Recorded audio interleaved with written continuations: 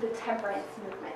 Now this was a movement, a collection of people against, that fought against the struggles and the problems that they saw due to alcoholism, problems that alcohol caused, and they wanted to fight against that. So to bring you back to the 1910s, 20s, this is a picture of Chicago in 1910. I'm going to read a poem that I wrote.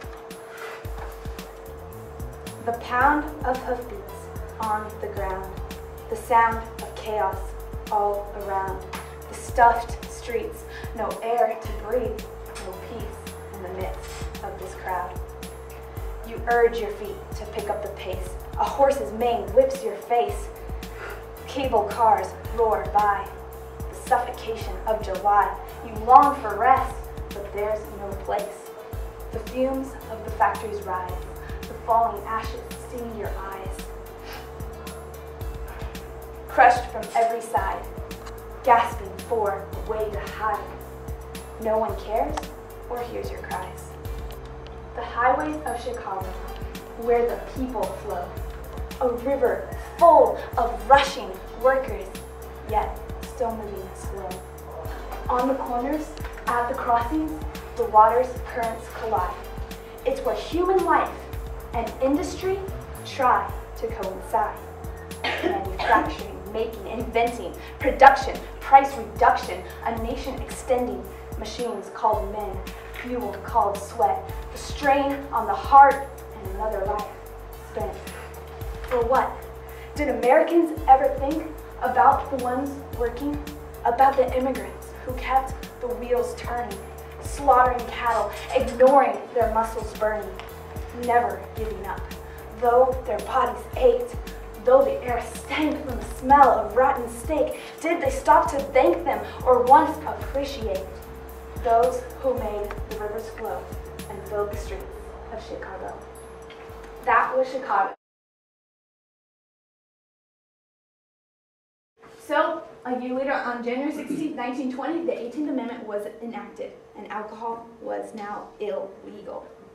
Now, this should have been a huge success for the temperance movement, but it turned out to be their demise, because alcohol prohibition actually increased the amount of people that were drinking alcohol.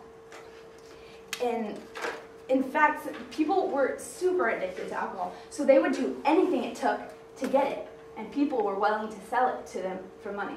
So a huge alcohol underground industry started called bootlegging. All through this presentation, I realized the power of unity through the temperance, because of how unified the temperance movement was. King Solomon said in Ecclesiastes, a cord of 3 strands is not quickly broken. The Golden Gate Bridge is an example of this, because rather than being held up by one huge cable, it's so strong because it's held up of tons of tiny wires that together make bigger cables, that together make huge cables that can make the Golden Gate Bridge. This is just like the temperance movement, because single individual people came together in organizations, and those organizations came together to make the temperance movement, and the temperance movement had a lot of power. That makes it hard for me to understand why there was such strong support for temperance. I mean, I feel like today we're experiencing a similar situation where alcohol is very popular. It's widely consumed for probably similar reasons as before, and yet there doesn't seem to be as strong of a movement or strong of a push to have prohibition or to push people to stop drinking. What's the difference? Why were there so many people that were so strongly against alcohol when clearly a lot of people benefited from it and realized the benefit of it? Well, today there are still movements, maybe not in this area, but there are dry areas, especially in Texas, and bootlegging still goes on from Texas to Oklahoma.